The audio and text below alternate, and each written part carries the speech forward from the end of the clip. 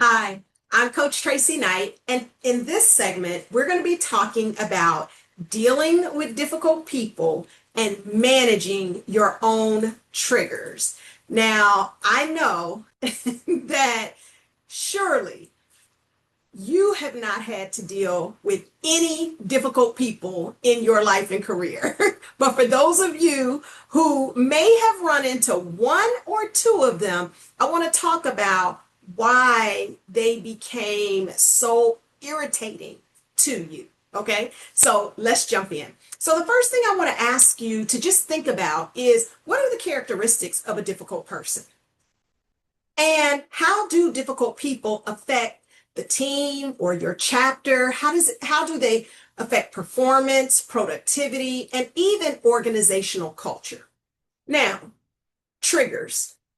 A trigger Triggers are external incidences that point us to perceptions about life's experiences. They point us to what we believe, what we think, how we relate to other people, to situations, or circumstances. Now, there are two types of triggers.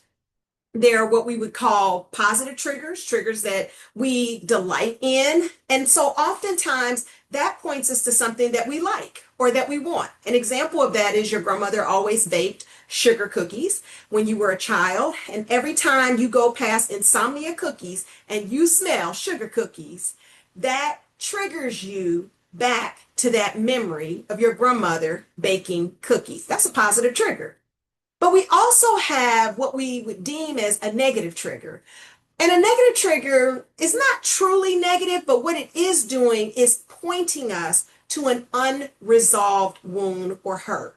It's a it's a place or a time where we feel like we've been wrong, where we feel fearful of repeating that same experience, or where we behave emotionally out of a need to release a lot of pent up anxiety or anger from a past situation. Now, I really want to make sure that we're on the same page in terms of understanding feelings, emotions, and the behaviors that go with them, okay? Because I don't want to take that for granted. A feeling is something that happens inside of us. For example, we can feel hurt, but an emotion is energy in motion. So it's how do we put that hurt into motion? So one way that we would do that is by distancing ourselves. So people who feel hurt sometimes will distance themselves, and that is the emotion. However, over time, by distancing, the action that is taken is that maybe you don't hug people, okay? Because you keep a distance from people. So any behavior that's repeated over and over and over again becomes a habit, and your habit becomes your character over time, okay? So a feeling can also be something like faithful, and an emotion that goes with faithfulness is confidence. And an action might be if you are feeling confident, right? If you are exuding confidence, you might ask for what it is that you want. Conversely, if you feel ashamed, an emotion to that is you might call yourself stupid. And so a repeated action might be chronic self-criticism.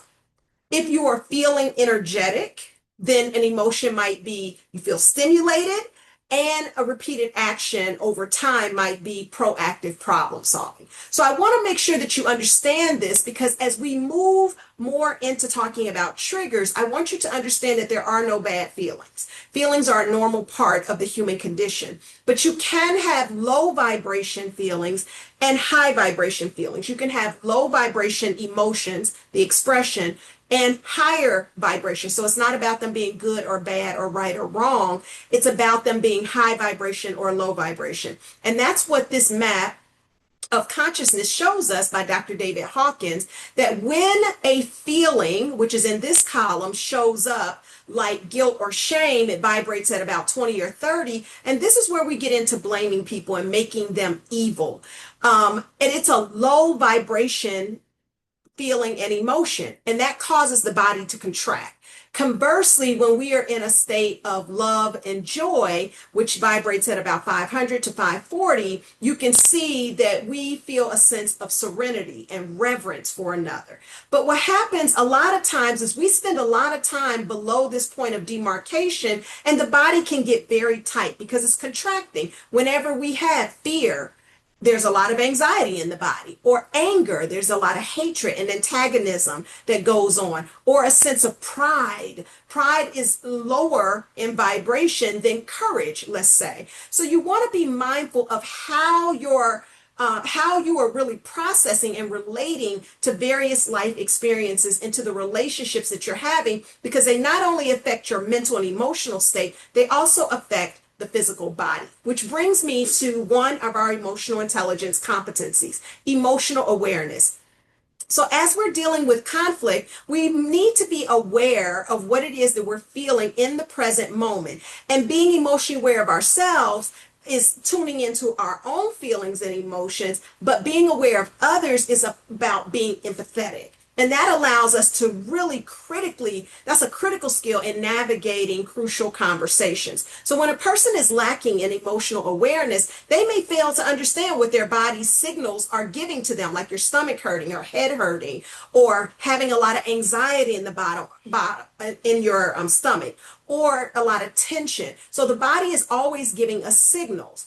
Or if you find yourself being a people pleaser, or you're the person who withdraws whenever conflict shows up, or you get irritated, frustrated, or you anger very easily, causing you to treat people in a different way, all of these are signs that you're not quite aware of what it is that you're feeling in real time. And so the emotion regulates your behavior, opposed to you consciously choosing how you want to relate and respond.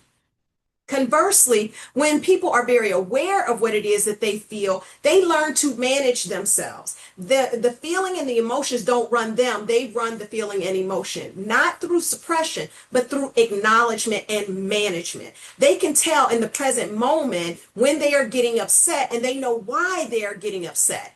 And then from a behavioral perspective, what happens is they begin to manage their impulses and stay cool under pressure, compared to the person who is lacking in this competence. They may react impulsively. So you want to make sure that you're moving in this direction of staying composed, not from a place of suppression, but from a place of really being able to process what is coming through. And that brings me to screening versus sponging.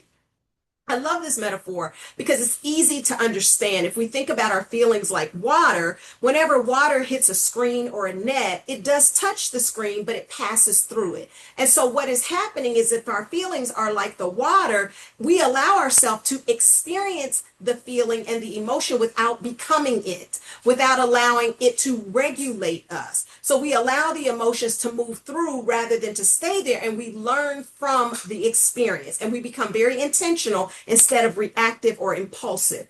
Conversely, and I experience this a lot with women, although albeit not just women, is that we tend to want to sponge our feelings and emotions. That basically means when something happens to us, instead of being able to be aware of what it is that we are feeling and to be able to articulate that and to decide what it is that how we want to relate and respond to it, not react, but to respond, we hold on to it. And we carry the resentment like a sponge absorbs a lot of water. And what it does is expand, expand, expand. And over time, that sponge is no longer functional. And that's what happens to a lot of people, is you no longer become functional in relationships. So you will leave relationships, leave your chapter, leave the job, because you're so weighted down because you have not processed through your own triggers. Okay?